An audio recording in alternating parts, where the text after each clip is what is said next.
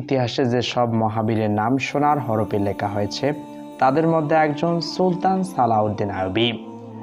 সুলতান সালাউদ্দিন আইয়ুবীর রণকৌশল এবং বুদ্ধিমত্তায় তিনি পবিত্র ভূমি জেরুজালেম জয়লাভ করতে সক্ষম হয়েছিলেন। সম্মানিত প্রিয় ভিউয়ার্সরা, আজকের এই ভিডিওতে আমি আপনাদেরকে জানাবো কিভাবে সুলতান সালাউদ্দিন আইয়ুবী পবিত্র ভূমি জেরুজালেম জয়লাভ করতে সক্ষম হয়েছিলেন এবং কিভাবে শত্রুদেরকে পরাজিত করেছেন। 637 খ্রিস্টাব্দে ইসলামের দ্বিতীয় খলিফা হযরত ওমর রাদিয়াল্লাহু তাআলা আনহুর শাসন আমলে রোমানদের কাছ থেকে প্রথমবার বাইতুল মুকাদ্দাস মুসলমানদের হাতে আসে। এ উদ্দেশ্যে ওমর রাদিয়াল্লাহু তাআলা আনহু নিজেই জেরুজালেম সফর করেছিলেন। এরপর দীর্ঘ 500 বছর এই পবিত্র ভূমি মুসলমানদের অধীনে ছিল।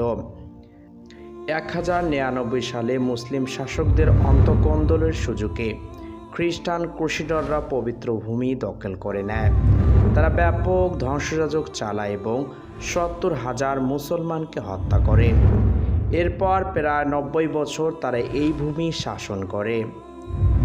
12 শতকে সালাউদ্দিন আইয়ুবী মিশরের শাসনভার হাতে পেয়ে মুসলিম শাসনাধীন অঞ্চলগুলো ঐক্যবদ্ধ করতে শুরু করেন।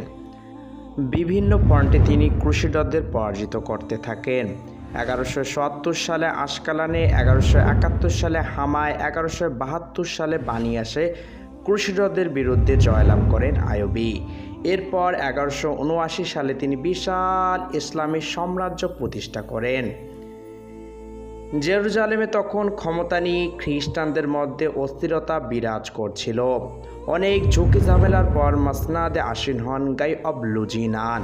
তার প্রতি খ্রিস্টানদের মধ্যে অসন্তুষ্টি ছিল।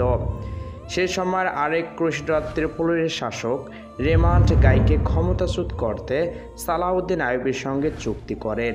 এতে অন্য খ্রিস্টানরাও ক্ষিপ্ত হন।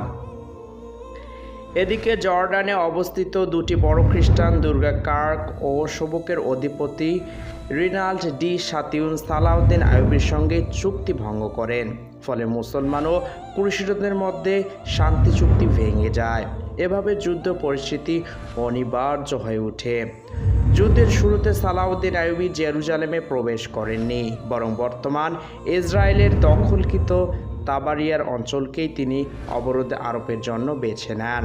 এদিকে ক্রুসেডাররা কোনোভাবেই তাবারিয়ার পতন চাচ্ছিল না। ফলে তারা জেরুজালেমে থেকে বের হয়ে আইয়ুবীকে প্রতিরোধ করতে তাবারিয়ার দিকে এগিয়ে আসে। এদিকে ত্রিপোলির শাসক রেমান্ড আইয়ুবীর সঙ্গে বিশ্বাসঘাতকতা করে ক্রুসেডারদের সঙ্গে যুক্ত হন। আইয়ুবী আল্লাহর ইচ্ছায় অপূর্ব রণকৌশলে সব শত্রুকে তার পছন্দের জায়গায় টেনে আনতে সক্ষম হন। তাবারিয়ার হুদ আগেই তিনি দখলে নিয়েছিলেন। এটি ছাড়া সেখানে কোনো পানির ব্যবস্থা ছিল না ক্রুসেডারদের জন্য, তাই বেশি দিন এখানে অবস্থানের সুযোগ ছিল না। আবার সেখানকার ঘাসগুলোও পুড়িয়ে ফেলেন আইয়ুবী। মাত্র 12,000 সৈন্য নিয়ে আইয়ুবী আধুনিক অস্ত্রশস্ত্রে সজ্জিত 63,000-এরও বিশাল ক্রুসেডার বাহিনীর মুখোমুখি হন। 1180 সালে 4 জুলাই হিত্তিনের ময়দানে সংঘটিত হয় তুমুল যুদ্ধ। যুদ্ধের মাঝখানে ত্রিপোলির শাসক রেমান্ড পালিয়ে যান। আইয়ুবী তাকে দেখেও আটকাননি। তার পলায়নে খ্রিস্টান যোদ্ধাদের মনোবল ভেঙে যায়। এদিকে জুলাই মাসে প্রচণ্ড খরাতাপ, পিপাসা, ধোঁয়া ও আগুনের উত্তাপে অতিষ্ঠিত হয়ে ওঠে শত্রু শিবির। ফলে মুসলমানরা বিজয় লাভ করে। এই যুদ্ধে সালাউদ্দিন আইয়ুবী বড় বিজয় অর্জন করেন। ঐতিহাসিকদের মতে শত্রুপক্ষের প্রায় 30,000 সৈন্য নিহত হয় এবং প্রায় সমান সংখ্যক বন্দী হন।